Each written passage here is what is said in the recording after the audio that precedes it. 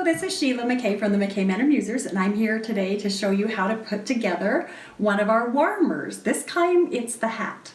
It's a reversible hat, so you can see that we've got one fabric on one side and you flip it around and you have another fabric on the other side. And then when you turn the brim up, you have a coordinating hat. So it can either be this way or you can flip it all the way inside out. And it can be this way. So the first thing you're going to want to do on the hat is cut out your pieces. You're going to need two side pieces and two tops. And it's very important when you're thinking about cutting out the fabric that you decide if your fabric has a nap or a particular design, like this one does. You can see this time I've chosen to do the design so it runs lengthwise around the hat. On this one, you can see I decided to make it so that the design actually went this direction on the hat.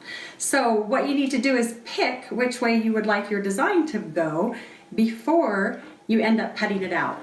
So the first step we're going to do is we're going to take the side seams and we're going to put the rayages together, and you can either use clover clips to hold them together, or you can use long pins with big heads, because the issue is they will get lost in the cuddle.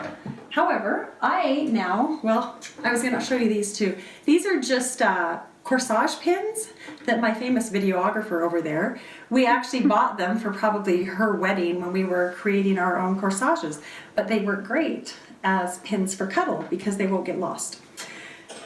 So with that, I will be right back. We're going to sew this seam. We're back. So now we're going to attach the side to the top. And the best way to do that to make sure that it's going to be even is to put your seam on one side, come directly over to the middle and put a pin there. Then you're going to lift it up and lay it this direction. And you're going to put another pin here and another pin here. That way you've divided it into 4 equal parts, and we're going to do the exact same thing with the top.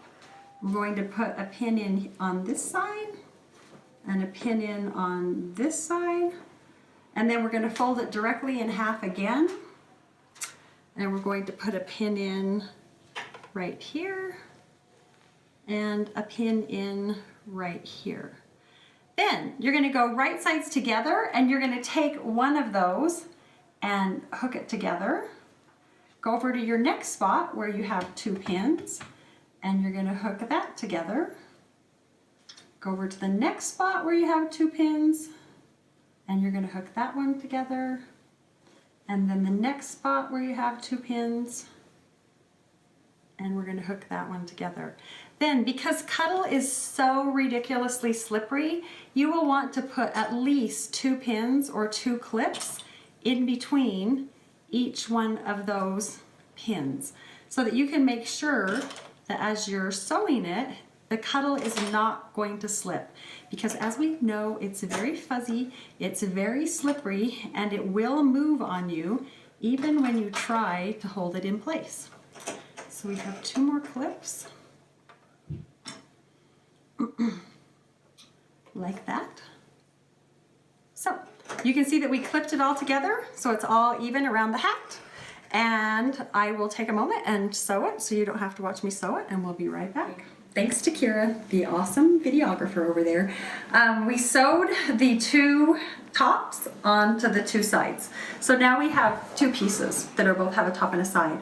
Now we want to actually attach the coordinating fabric to the primary fabric. So what you're going to do is find the seam, and you're going to match the seam, and you're going to put a pin right there in the seam, and then you're going to go halfway around and you're going to match it again. And if you did those lovely little dots that I recommend in the pattern, you would actually still have the dots that you could use.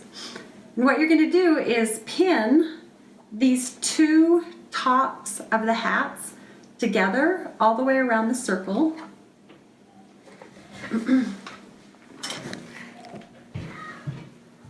So you're just going to keep pinning and pinning, or clipping and clipping as the case may be.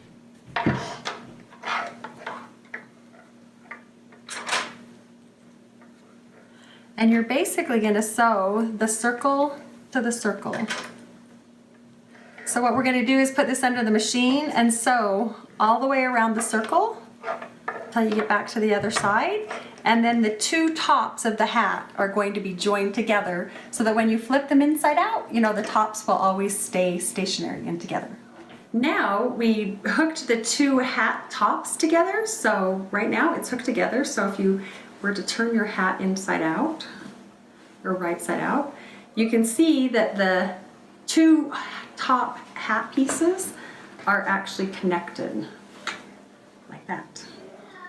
So now our next step is to connect this to this. And you actually want to do that, this is really tricky, by taking right sides and sewing them together.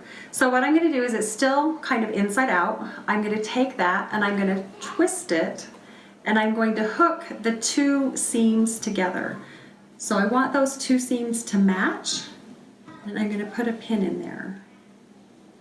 And then what I'm going to do is I'm going to keep hooking the bottom brim of the hat together. So what's going to happen is the hat is temporarily going to be stuffed inside of itself. And I don't have any idea how I'm going to write directions so people will understand this. Because how do you draw a picture that looks like this mess? But keep going. You're going to keep pulling it out and you're going to keep putting the raw edges of the hat together. So keep pulling them out. Keep going. Keep going. And what's funny is eventually you're going to get back to where you started. Because you can see there's my initial pin. But I don't want to sew it all the way around. I need to leave a hole somewhere so that I can turn it inside out or you would never be able to wear it, because isn't this clever? So what you're going to do is put it under the sewing machine and sew around the outside edge where you just put all of those pins. So I wanted to show you right before I finished, because I'm still going around the outside bottom edge so that the two rims will be hooked together. And you have to just keep moving the fabric under your machine. And the interesting part is that it's really a circle. So I can actually put my hand through here and wave to you. Just so you know, in case you want to check and make sure you're doing it right. You can reach your hand through it right now, which is why it allows you to keep rolling the fabric to go all the way around the bottom edge of the hat. Trick is, make sure you stop at a point where you can pull the rest of the hat all the way through. So I'm going to pull it off right now and show you that I've left a hole here where I can start pulling. Once again, you can see that this would be like an arm warmer or something, but it's really not. And now you have to find the hole. Remember how I told you you're supposed to always leave something so you can remember where your hole is? Yeah. All right, so then, by the way, you get fur everywhere when you make this. So make sure and keep a lint roller nearby and a vacuum cleaner nearby, because you're definitely going to need it. Again, I'm going to put a little clip here so I'll remember where my hole is.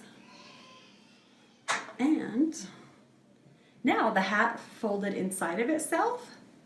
And now I'm going to fold up the brim. And voila, you have a hat.